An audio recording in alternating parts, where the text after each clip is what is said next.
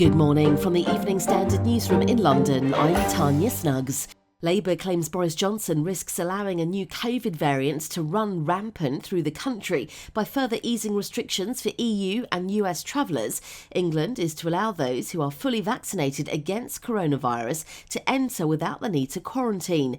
The new rules will be in place from 4 a.m. on Monday, with Transport Secretary Grant Shapps expressing hopes that the US will become more relaxed about allowing Britons to visit in time. A Liverpool fan who suffered life-changing injuries in the Hillsborough disaster has died.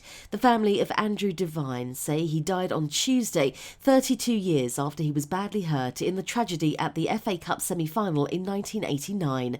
Mr. Devine was described as a much-loved son, brother and uncle who had been supported by his family and a team of dedicated carers.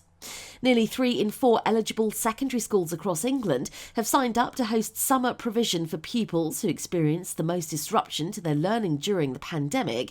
The Department for Education has released figures showing that 2,820 mainstream secondary schools have signed up for the summer school scheme, which is equivalent to 74% of those eligible. Secondary schools were encouraged to bid for a share of a £200 million government fund for summer schools this year, which is predominantly being targeted towards incoming Year 7 students.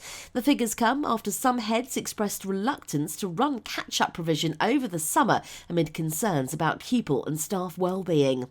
The SNP is demanding the Chancellor use his visit to Scotland to apologise for prematurely withdrawing furlough and risking thousands of unnecessary redundancies. Rishi Sunak will visit Edinburgh, Glasgow and Fife today to meet people supported by the UK government's Plan for Jobs scheme, which he says has supported 1 in 3 jobs in Scotland and tens of thousands of Scottish businesses.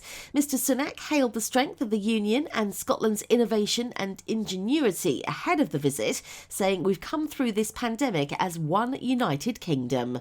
And ITV says there are no current plans for another series of The X Factor.